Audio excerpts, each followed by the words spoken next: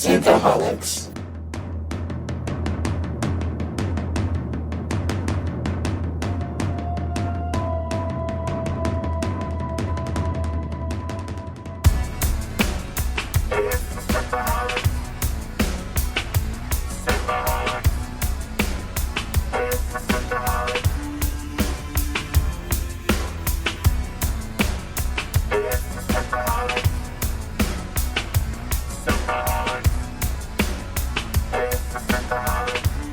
New file is going.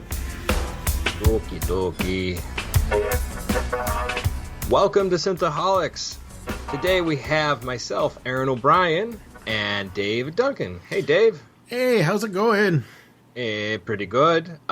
Dave, we are now in chapter 21 and 22 of Dune, and we're about to go into the book 2 of this book. So there's multiple books. Is this like the Bible? There's multiple books in the book? Yes. Next book is Muad'Dib. So was the first book Job? I don't know. It's called Dune, actually. It's just called Dune. Next book's Dune. Muad'Dib. Dune. Dave, these 2 chapters, we got a lot happens. A lot, yeah. Like people start passing. Yeah, people Lots are dying. of gas. Lots of gas. Lots of gas. So we start off chapter 21 here with the Baron Harkonnen, and he's basically he's already on planet Arrakis. They are just taking over the Duke's men. The Duke's men are doing like a last ditch stand, and he's literally Macarena. Yeah, he is literally like they're forcing the Duke's men into caves, and they think they're going to regroup and fight, but unfortunately, what they're going to do is seal them off in the caves. So they just basically die of either oxygen deprivation, or they just starve themselves to death inside these caves. The kinder, gentler death. I don't know which one's better, but they could just gas them. So it's all pretty awful, and Dr. Yui's brought in for the Baron, and the Baron Yui asked the Baron to live up to his bargain. He's like, you said you would keep, or was it rescue or take his Wanda away from the pain that she was living through. He kind of thought that he wanted to be with her, but he also just wanted like her not to be in any kind of torture chamber or anything like that the Harkonnens would have had. And unfortunately, the Baron asked, like, did we have a deal? I don't remember what that deal was. So Baron's a dick. He's just like, I don't like traitors, even when they're traitors working for me. Yeah. So he has his mentat come in and comes in just basically, want to be with your dear Wanda? Release her from her agony? Here you go. And he just stabs him in the back. Oh, I didn't see that one coming. Yeah. Come on, traitor. You got to be smarter than that. And Yui, just when he's ready to die, he says, "You think you defeated me? You think I did not know what I bought for my Wanda?" And then he just fell over like a tree. I knocked up Shattered Mapes. Oh wait, she's dead. Shit, she's dead. My plan is ruined. No. So yeah, Paita kills Yui, stabs him in the back, and then he's like, "Well, where's the Duke? Let's bring the Duke in." And so Duke Leto is brought in, and he's all drugged up. He's still drugged up from the drug that Yui gave him. From the downers Yui gave him. Yeah. So Baron wants to know what's happened to Jessica and Paul, and Paita basically says the men were sent to have him killed, and but Paita thinks that something might have happened. There might have been an accident, and the Baron basically says there can't be any mistakes. Like, how could you bungle this? Stop fucking up, dudes. We needed the ring. That was the whole point of getting the Duke. Yeah, and then but Duke Leto is kind of like waking up a little bit through his He's drug-induced like, state, and he hears that Paul and Jessica got away. So he's like, "Oh my God, thank God they got away," because he knows that he's captured, and he pretty much knows that he's going to die. And the Duke's been planning his death for a long time, anyways. he's like, well, I want really black flowers at my funeral. The ones that smell like a rotting corpse. Yes, exactly. Oh, one of those corpse flowers. Yes, I need corpse flowers at my wedding. Those are pretty big, actually. Those things are gigantic. Yes. And they only bloom like every what? Like, I don't know if it's 20 years or 10 years or something like that. But they have to bloom on my death. Like, if How do you plan that? I mean, like, when you're gonna get assassinated, you got to have your dentist be your botanist. If that's how you plan it, because the botanist knows when he's going to betray you, so he's got to plan that with the death bloom. And your botanist then would become your cafeteria lady. Mm-hmm. Yes. Okay. All right. And your dentist. Dr. Yui's overworked, overexerted all the time. His wife's gone. He can't even blow off any steam unless it's with shattered mapes. Poor dude. Yeah. So Leto hears all this stuff, the exchange that Paul and Jessica seems like they might have gotten away, and so the Baron's pretty upset. And but then he starts remembering, what was it? Oh, the tooth. I forgot about that. I forgot I had a dental procedure. Yeah, exactly. I didn't schedule that one. Why does my mouth hurt so bad? Why is my mouth so numb? Yeah. Why does my mouth hurt so much? Anyways, the Baron, obviously is upset about Jessica and Paul getting away, and he wants to know where they might be, and obviously, he's like I said, he's upset that they might have gotten away. They're not clear yet, but it seems like that they were not dead like they're supposed to be. Baron, how would I know? I've been drugged for the last 16 hours, okay? I don't remember anything, guys. Why would I know? You do realize I just woke up from a 16-hour nap. Yes. And then the Duke starts thinking about his life with his family, Paul and Jessica, and he thought it was a short life, but it was a pretty good life. So he was kind of happy that. And then when he thinks the Baron is over him and he remembers the tooth, he bites down to release the poisonous gas. But unfortunately, that was not the Baron. It was Piter. Yeah, Piter was in the way, and in fact, it didn't just kill Piter; it killed everybody in the room except for the Baron. The Baron gets away on his flying scooter. The Baron was right next to some other like there's another door that was in there, and he just kind of slid through that door when he saw something happening to Piter, and he's like, "Oh my God!" So he got away with the skin of his teeth. Teeth. Yeah.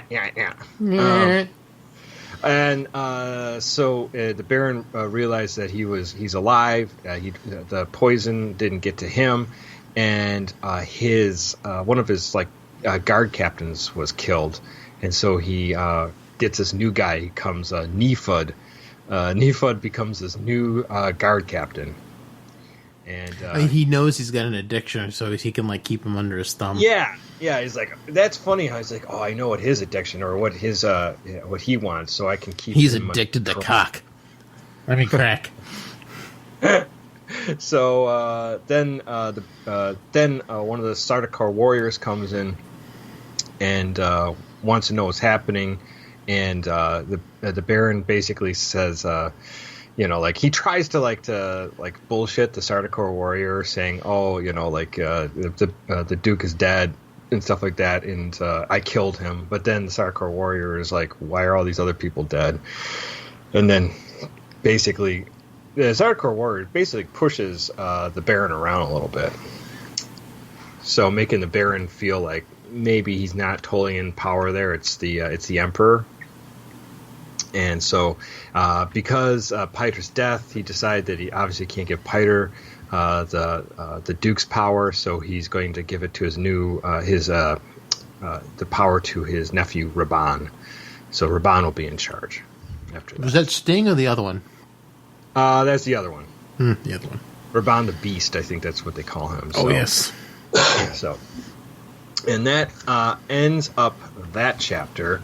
And so we got basically the Baron. Oh, and then also the Baron orders food and a young sex slave, the one that looks just like Paul Atreides. Yum. I'm going to sleep so if it with wasn't, my grandchild.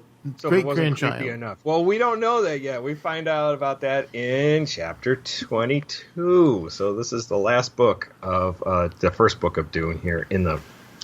When I say book, it's like Dave was saying, like the book of the Bible, like Genesis, Exodus, like there's books within the book, okay? So Yes. hard to kind of explain, but so we start off that Paul and Jessica are in a still tent, and they're kind of hiding away, and the ornithopter following them had been piled by Duncan, Idaho, so Yui's plan got them away. And Jessica talks to Paul about why Yui betrayed them, and Paul is kind of surprised that his mom has taken so long to figure all this out. Mom, why are you so fucking stupid? Mom, you're so stupid. You're so dumb, Mom. I figured this out yesterday. So apparently, not getting drugged awoken him, or seeing his mom almost getting raped awoken him. Something triggered him just recently, where he's like, because he wasn't quite awoken when they were tied up because his mom was saying he was pitchy. So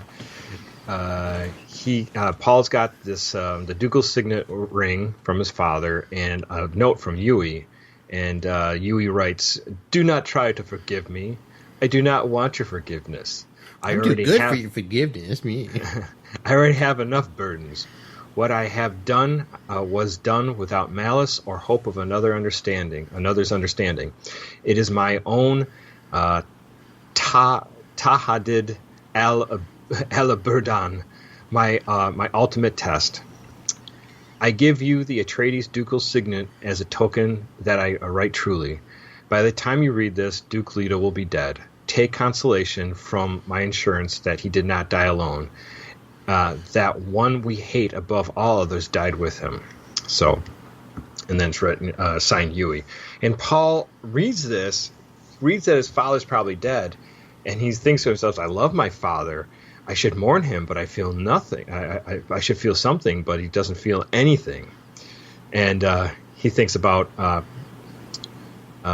Gurney Halleck's words to Paul: "Mood's a thing for cattle or for lovemaking. You fight when it's necessary arises, no matter what your mood." So, and then Paul thinks to himself, maybe he'll mourn later for his father.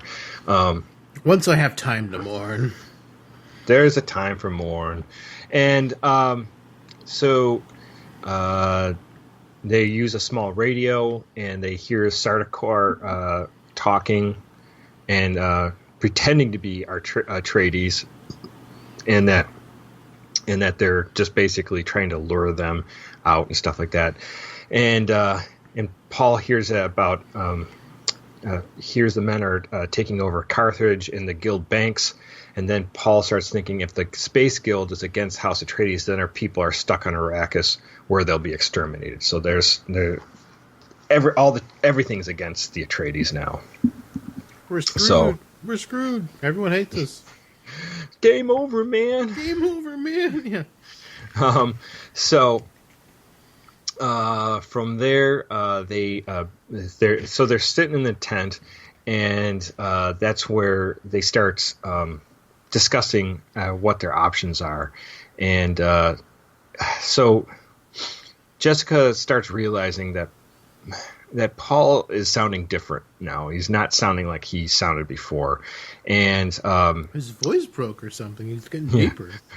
Hey, Mom! Time to get into the desert. Take off your clothes and put on the still suit. Do it now. I'm Batman. I'm Batman. Batman Modib. Bat Modib. So he decides he's going to tell his mom that what his father told him before he died. And Paul said, "My father charged me once to give you a message. If anything happened to him, he feared that he feared you believed. He feared you might believe he distrusted you. He wanted you to know that he never suspected you. He wanted you to know he always trusted you completely and always loved you and cherished you. He said he would sooner mistrust himself, and that he had but one regret, that he never made you his duchess." And that kind of made his mom cry. So Jessica's kind of like feeling upset, and she's crying, and she thinks about the Orange is the New Black Bible quote where it says, a time to keep and a time to cast away, a time for love and a time to hate, a time of war and a time of peace. So that's where she's at, and she's upset. But Paul all of a sudden goes on to this huge, I don't know what to call it, Quizahadrak spice future bender mind bending, where he starts seeing his mom upset, but then all of a sudden he just goes into like seeing, I don't know, it's like I think about like a video games where like different ways you can, like directions you can go, and they kind of give you like suggestions of where you can go. Like he's seeing all these different like suggestions of which way he can go and what the outcome of all those directions he could go. He's watching YouTube and seeing all the walkthroughs for how his life it could go. He's like, right. Which one do I want to do? Yeah, it's pretty interesting actually. He goes on. It goes on. It's a great passage. It goes on for a bit, but he just all the stuff he sees. He sees his own death in countless ways. He sees new planets, new cultures, and he was even thinking that there was a thought that he could work for the Spacing Guild, and they could use his ability to look into the futures to see another paths, and they would just have to feed him spice. But that's something he just didn't want to go for. So he thought that there's a way I could keep myself alive. I could just be sort of like a tool that the Spacing Guild would use. And they would definitely probably use him for that. That was not smart not to go with that choice. You could be a worm just like your grandfather. Yeah, that's right. I mean, your grandson or whatever it Grandson. is. Or son. I can't remember. So he starts going through, and he sees what he also sees is that there's different all these different paths. One leads to a way where he just kills the Baron, and things kind of go back to normal.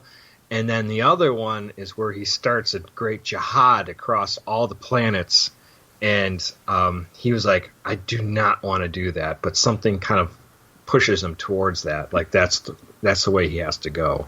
I don't want to do that, but I'm totally gonna do that. So, it's like I do, but I don't. But I really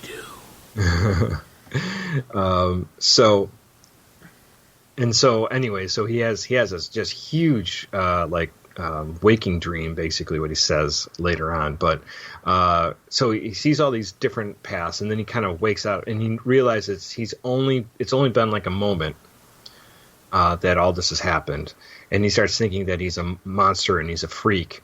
And then he starts screaming and pounding the floor of the tent, and his mom's like, "What's wrong with you?" And he says, "What did you do to me, or what have you done to me?" And she's like, "I gave birth to you." And then he goes into this whole thing where he's like, "You tried to, you wanted a Quizahadrak, you wanted a male Bene Gesserit," and then she was like, "Whatever you are, Paul, the heredity is as much as you as your father." And so, anyways, and then he goes, he's like, "I'm not your Quizahadrak. I am something different." Yeah, he says, but not the training. He says, not the things that awaken, the sleeper. And she goes, "The sleeper? It's here." He puts his hand to his head into his breast. "It's in me," and it goes on and on and on. And And then he starts going on. You wanted to know about my dreams, and he starts telling you that I just had this waking dream, and he says the spice, it's everywhere here, and it's all around us, and it's like a Trusayer drug. It's poison. And his mom kind of freaks out, and then he says, a poison so subtle and so insidious, so irreversible, it won't even kill you unless you stop taking it. We can't leave Arrakis unless we take part of Arrakis with us. So all of a sudden, she realizes that he's right. He says, you and the spice, Paul, said Paul, the spice changes anyone who gets this much of it. But thanks to you, I could bring the change to the consciousness. I don't get to leave it in the unconscious, where where the disturbance can be blanketed out. I can see it. So, anyway, so he's realizing that the spice is like a crazy drug that it'll kill you unless you keep taking it. So, and they're trapped on Arrakis. They can't get out of it now. Now this is because of their spice addiction. Now they have to stay there. That's a good place to be, right? You're where your drug is. And home is where the drug is. So, and then we get into this part where you were alluding to before. And you say, his mom says, they're talking about how they can survive on Arrakis. And we're going to get revenge on the Harkonnens. He's like, bitch, please, you're a Harkonnen. Should I kill you? He goes, Harkonnens, he sneers. He says, put those twisted humans out of your mind. He stared at his mother, staring the lines of her face in the light of the glow tab. The lines betrayed her. He says, you shouldn't refer to people as humans without. He says, don't be so sure you know where to draw the line, he says. He says, we carry our past with us, and mother, mine, there's a thing you don't know, and you should. We are Harkonnens. And so now she's like terrified of the thought, and she did not realize that the Baron, in one of his many pleasure things, he had a daughter, which was Jessica. Oops. So yeah, so she realized, and then he starts. And then he talks to they go into everything else about how the Bene Gesserits they planned him to be the Quiz of Haderach, but he's something else. He's like, I'm not the Quiz of Haderach. I'm something else completely. So,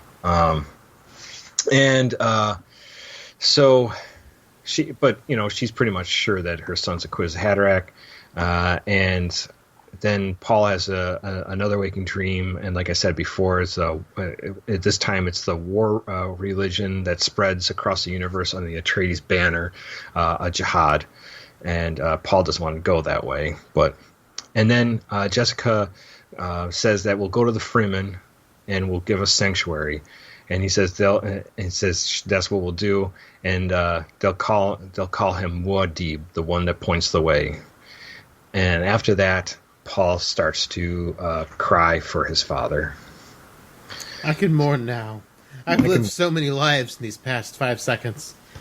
And then we go into book 2 for our next episode for Muad'Dib. So a lot happened. Your thoughts on these 2 chapters, Dave? I loved it when he went into his time space continuum bender, where he's just really like cool. He's seeing all this stuff peel open for him, and that's why I was saying like way back maybe 2 episodes ago that I feel like he had to at least plan out maybe the first 2 books, or at least the first book from like the get-go, because I mean like it almost seems like too crazy to pull this out of your ass at this point. Oh, I'm sure he was planning that far at some point. Yeah, with like all these like diverging pathways or whatever, or at least he's giving himself like different options. Ways to take it. Yeah. He's giving himself choose your own adventure. He's setting up his own choose your own adventure. I mean, like it's smart. I mean, maybe he didn't have it planned out because he was setting up this thing, but it's very interesting the way it was done, and then the revelation that he's a Harkonnen basically. And it's just like, shocking. why didn't she tell Duke Leto this, marry it, and then they would be like, wouldn't they be protected through like the bloodline or whatever? Don't they have Ancestry.com out there? And no computers. Remember, we got rid of that. We just do drugs now. yeah, that's right. Just drugs. No computers, just drugs. How about you? Yeah. First of all, Duke Leto killing all those guys, and we get to see the Baron. That is a great scene, and Yui finally getting stabbed in the back. So that's great to see. And then, like you said, Yui. yeah, well, we knew it was coming sooner or later. Oh yeah. And then obviously Paul coming to this point where the spice just kicks in now. Finally, maybe the stress of everything that just happened. He's no longer in the gestation in the womb anymore. Now he's pushed out in the world, and he has to develop. And all of a sudden, his Bene Gesserit training, his Mentat training, and his genetic line all kind of sync up to one with the spice, and he becomes a Kwisatz or, like he says, something completely else. So, I haven't read the series. I don't know. Does the Kwisatz come later, since he says he's not the Kwisatz or he says he's not the Kwisatz. He says he calls himself a seed. I don't know. I only got to the second book, so I don't know if there's different versions of the Kwisatz after that. But I imagine there is, because from other stuff I've read in the other books that are supposed to happen. So he might be the beginning of a superhuman race. Interesting. So, it's maybe cool stuff. Duncan Idaho's other clone is a Kwisatz.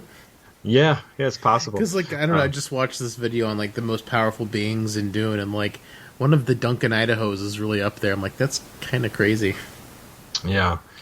So that's these two chapters. I'm super excited. We're now going into book 2, Muad'Dib, and we'll get to see him with the Fremen. Next chapter, they pal around with Duncan Idaho, and he gets them set up with the Fremen. So it's going to be interesting from there on.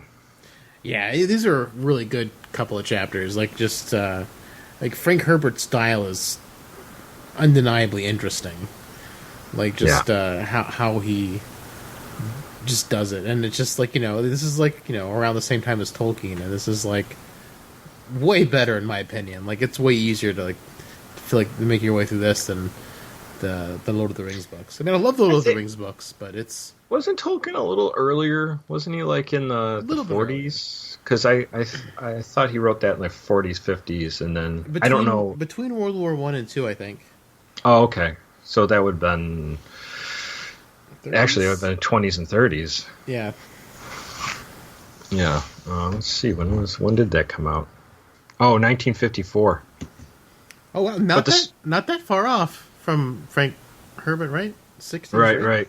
Well, The Hobbit was published in 1937. Mm-hmm. So, and then he must went back and wrote the other books. So yeah. Yeah. But still, that's not that far off. I mean, from Frank Herbert was in the 60s, right? So I mean, that's not too far off. Yeah, he's right. I mean, you're only talking 30 years. It's not a huge deal, and I mean, it's one of those books that obviously it's a landmark book. After that, who knows? It's science fiction is such especially back in that time, is such a stiff writing. I mean, you read Asimov. Characters are not an important thing in Asimov stories. Yeah, they're kind of secondary. It's more the idea and the plot. Mm-hmm. Arthur C. Clarke, he's got some great ideas, but characters are a little more developed than Asimov. But I mean, hell, H.G. Wells even H.G. Wells was just the characters were two-dimensional at best. Characters were not very good. I mean, there was interesting concepts, but just that was very stiff. And maybe it's because he's marrying the idea of a sci-fi world, but in a fantasy setting almost, because you have dukes and emperors, but you're out in space. Yeah, it is sort of like the fantasy mix with the science fiction a little bit. Yeah, it's a good way to think of it. And it's so far off in the future, you're like, well, it's almost fantasy because everything is so magical, with the spice and everything else. It's like it's so different. Oh yeah, for sure. I mean, it's great. It's great ideas. Like I said, I really wish I would have gotten to this sooner. I'm in my 30s, and I'm just like, man, I really should have gotten to this a long time ago. Well, it's a fun book, and better late than never, I guess. Yeah, it's glad you're on the ride with us here. This is going to be a lot of fun, and I can't wait to get to the end of this, and we'll feel like, that's so cool. It's like we got to understand everything about Dune, and like not just read it, but deconstruct it. Oh yeah, absolutely. It's very, very interesting, and I'm so pumped for getting more into it. And the one good thing that COVID is pushing Dune, the new Dune movie back, so maybe we'll be closer toward the end of of the book, or maybe even start the second one by the time. Unfortunately, the movie comes Dave, out. by the time we record this, and I think tomorrow, it's supposedly the Dune trailer is supposed to come out tomorrow, so we're gonna miss it by a day. That's how it goes. That's how it goes, folks. So, anyways, hopefully next time we record, we can talk about the Dune trailer. We will post it on our Facebook page when we see it, and we'll talk all about it when it comes out. So, it's so pumped for the Dune trailer. I can't wait to see what this is going to look like in motion, because we've seen stills, but no trailers, no moving picture, not even a teaser for Dune, like not even like a sandworm or worm sign or something. Because they could do something really cheesy as a teaser, just like they could literally show worm sign and like throw up cast names, and then like that's all they did. You remember the teaser for Solaris? It was just like the space station really far away, and it said George Clooney Solaris, and like that's a teaser trailer. That was one of my most hated teasers. Like, this told me nothing. This trailer was a waste of 2 seconds. There's a space station in George Clooney. But the thing is, like, it's so bad it stuck with me for a really long time, because like that's too much of a teaser, because it's not even a teaser. There's nothing there. You're letting me know this is a movie coming out called Solaris with George Clooney in it, and I'm like, but that trailer, that teaser stuck with me because it was so memorable for being so worthless. That's hilarious. Well, guys, we'll get into the trailer hopefully next week, and we'll be into book 2 of Muad'Dib, and follow the journey of Paul and his mom, and how they're going to survive, and hopefully get the revenge on the Harkonnens and what they've done to their father, his Jessica's husband, and everyone else they lost. So poor Dr. Yui, the dentist. And most of all, we need vengeance on Shattered Mapes. Shattered Mapes! Shattered Mapes! Die! The spice must flare! Alright, guys. Well, if you could, please go to our at Apple Podcasts and rate and review us there. That'd be wonderful. If you want to contact us, you can email us at synthaholics@yahoo.com. You can hit us up also in our Facebook group, Facebook/groups/Synthaholics. You can hit us up on Twitter at Synthaholics Duo. And if you feel like you want to contribute to the show, please go to our Patreon, Patreon/Synthaholics. Greatly appreciate any monetary aid you can give us. And obviously word of mouth. Just tell them, hey, these guys are talking about Dune. And they're a bunch of goofballs talking about Dune. So what's not to like? Yeah, and crew goofballs too. So sometimes it's kind of fun. Sometimes. Anyways, Dave, until next week, the spice must flow. Or Shadow Mapes, take it away. Shadow Mapes, the spice must flow. Good. 50 million miles aside of Mars. Well, McCoy, my boy, come mix me a drink. Before the night's over, I'll puke in the sink, and we'll cry till we laugh, and we'll both shit our pants. You're the best drinking friend I ever